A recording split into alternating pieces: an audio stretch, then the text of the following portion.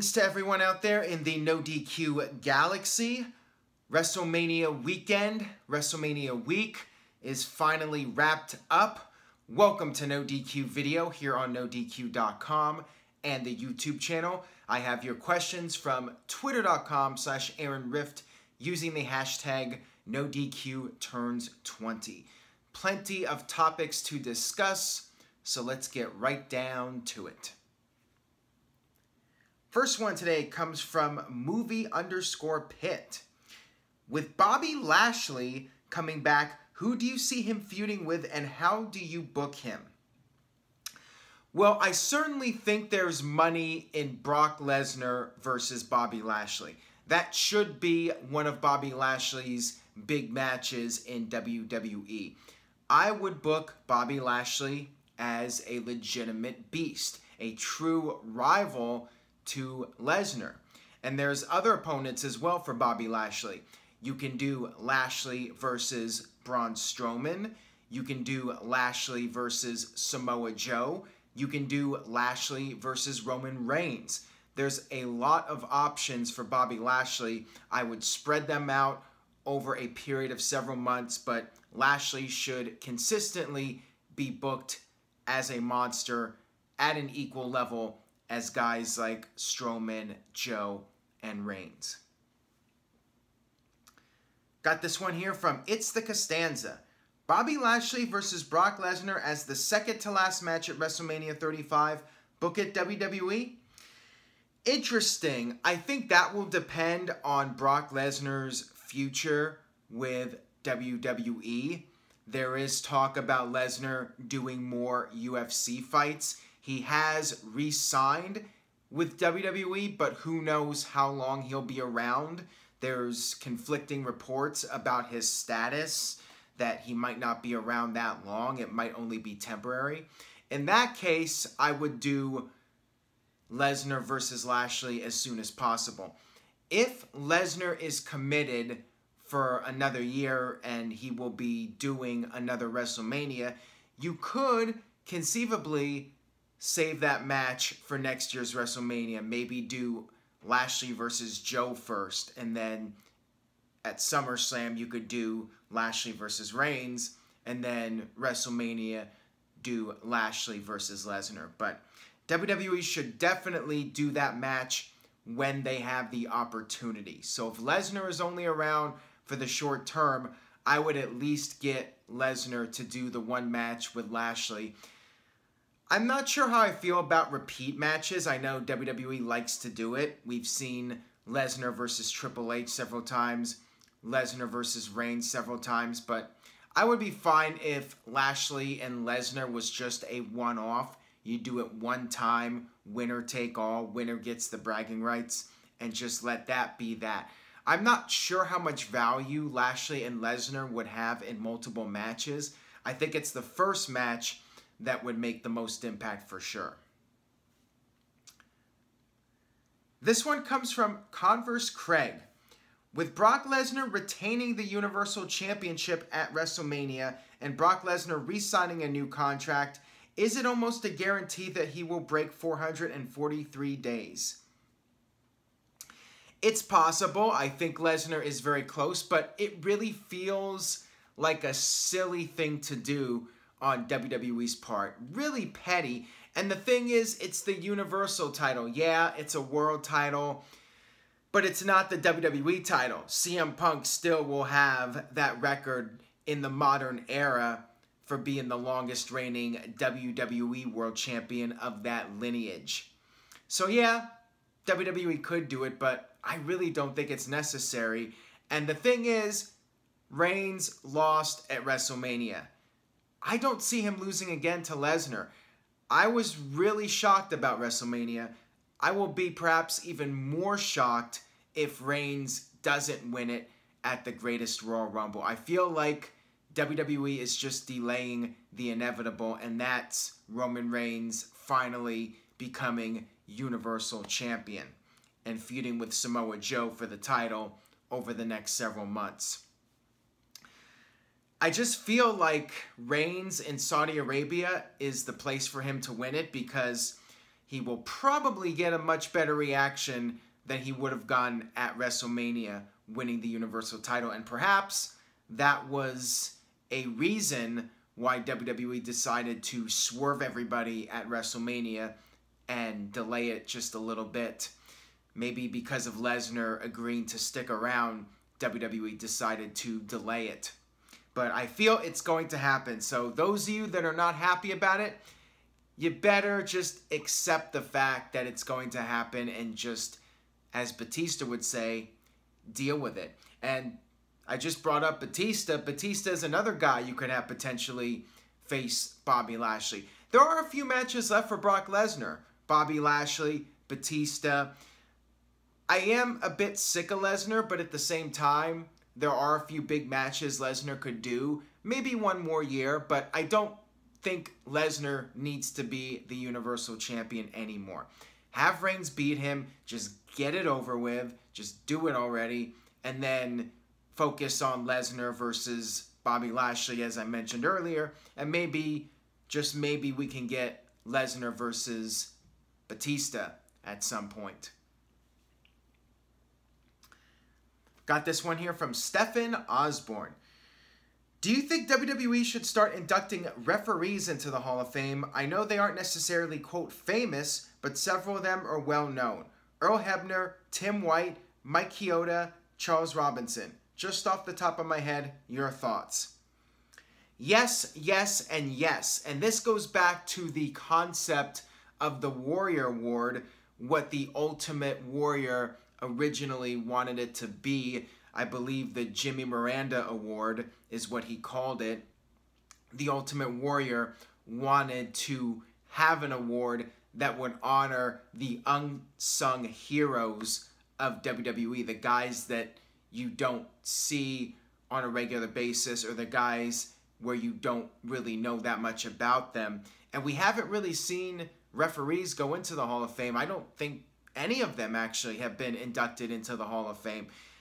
I think it should happen. I think we should start seeing more non-wrestlers who have had significant roles in the company get inducted. We did see managers inducted over the years like Jimmy Hart and Bobby Heenan, but there are lots of guys that have been really critical in the success of WWE and wrestling in general that have not gotten that recognition, and certainly the referees deserve some credit for their hard work being the third man in the ring, and sometimes when there's 10 people in the ring, the referee has to keep it all together.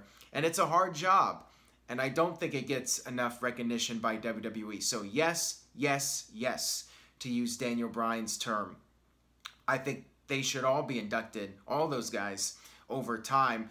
Even Earl Hebner, despite the way that him and his brother, Dave Hebner, ended up leaving the company, not under the best of circumstances, I still think they should be honored for their accomplishments in the company.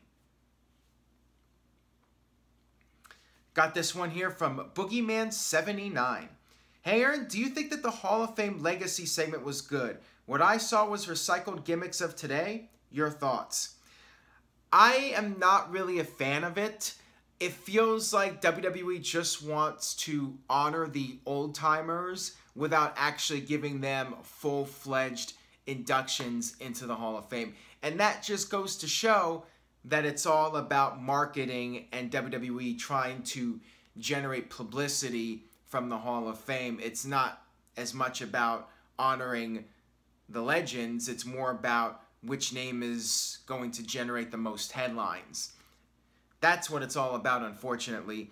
Now, not all those guys probably should be in the WWE Hall of Fame. Some of them didn't even do all that much in WWE to begin with. But guys like Lord Alfred Hayes, I feel like he's as worthy as half of the guys that have gone into the WWE Hall of Fame. But unfortunately, he has passed away, and WWE doesn't want to induct a lot of people that have passed away into the Hall of Fame. And perhaps that's a reason for them doing it, just clump all these guys together. But I feel it's lazy. I feel if the guy was a big enough star, he should just be inducted, period, into the regular Hall of Fame with a full-fledged speech from somebody rather than just throw 7 or 8 of these old timers into one category. I'm not really a fan of that, to be perfectly honest. Got this one here from Mikey. What do you see WWE doing with the Dean Ambrose, or just Dean Ambrose, that's his Twitter username, the Dean Ambrose, when he returns? It's hard to say because Ambrose might not be back anytime soon and the landscape of WWE could be different from what it is right now. My feeling is he will come back initially as a babyface because people will have been anticipating his return. He'll get the big pop whenever he does return. But I think long term, if it was me, I would turn him heel and do something significant with him as a heel. Now, this is WWE. You're asking me, what do I think WWE will do? I think he will just come back and be a babyface and be the same Dean Ambrose, probably feuding with the same guys unless, like I said, the landscape really changes. I suspect he'll be feuding with guys that are the top heels like The Miz, or if it's on SmackDown, it'll be Baron Corbin and those types. That's what I'm expecting, at least, when Dean Ambrose does return. This one comes from Travis. What do you think about Impact Wrestling the last few months? It seems like they have finally gotten some momentum back. Do you see a partnership with Lucha Underground helping both companies? I feel like the show has improved a little bit from what I've seen, but it's still at a certain level, and I don't feel it's going to get past that level. There's yet another black guy in Impact Wrestling, and that's Alberto El Patron being fired from the company, no-showing the Impact versus Lucha Underground event.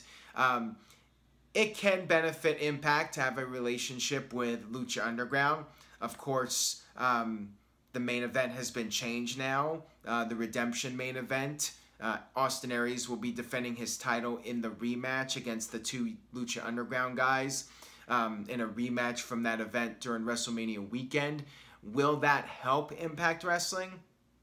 I doubt it. I would be shocked if that pay-per-view does better numbers now than before. I really don't think it's going to make much of a difference.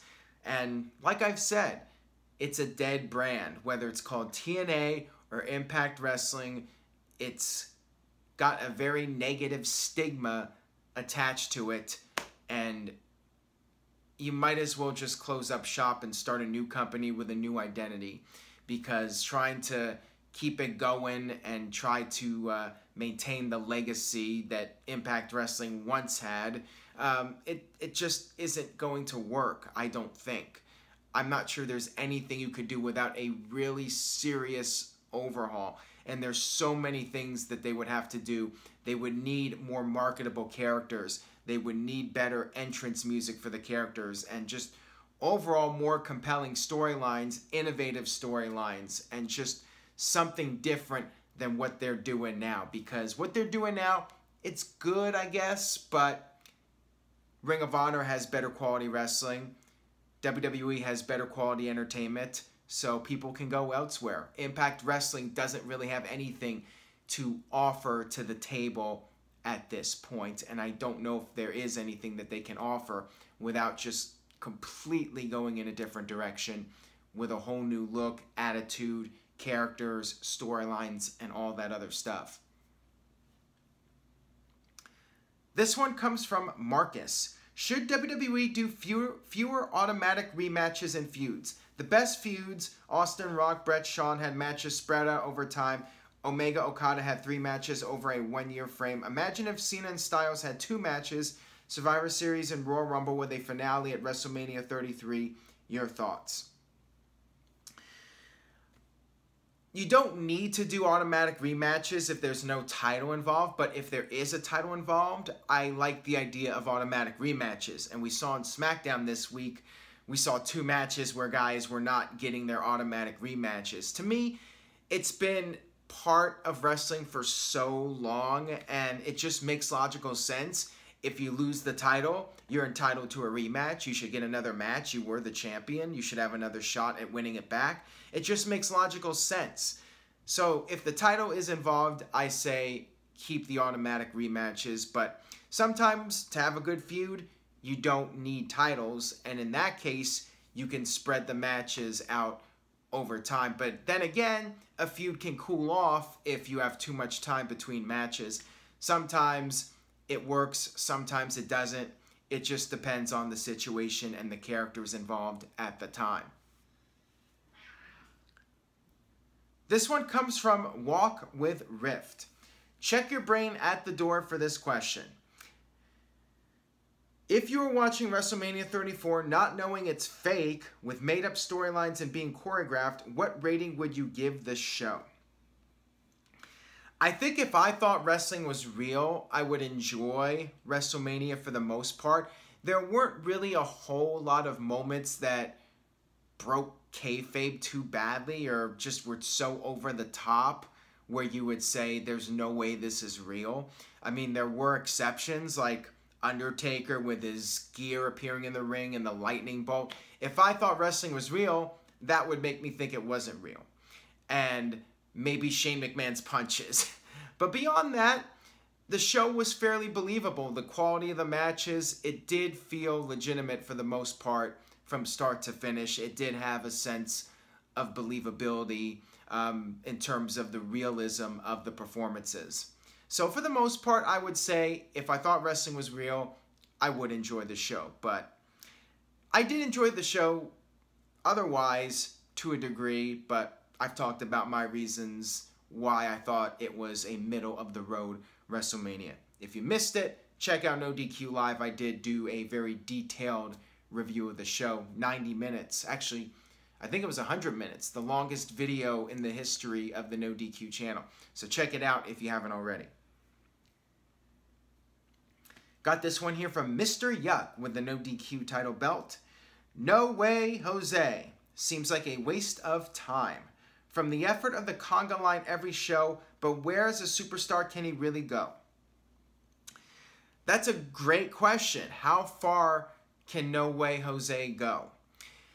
It does feel like a knockoff of Adam Rose. Adam Rose 2.0 with the big entourage dancing and jumping around and doing jumping jacks and all that stuff.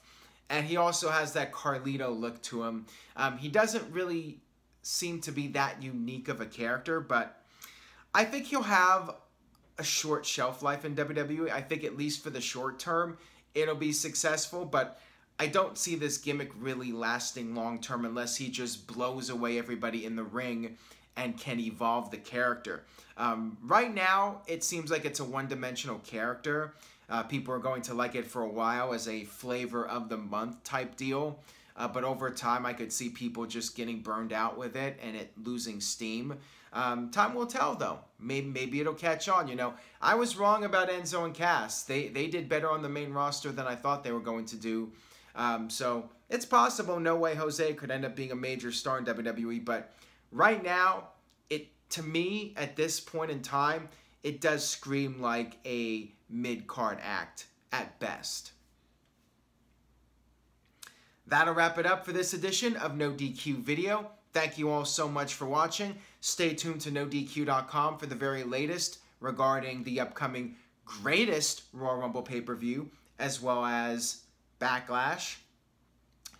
Make sure you follow me on Twitter at Aaron Rift. Use the hashtag NoDQTurns20 to send in your questions, and I will see you guys next time for more.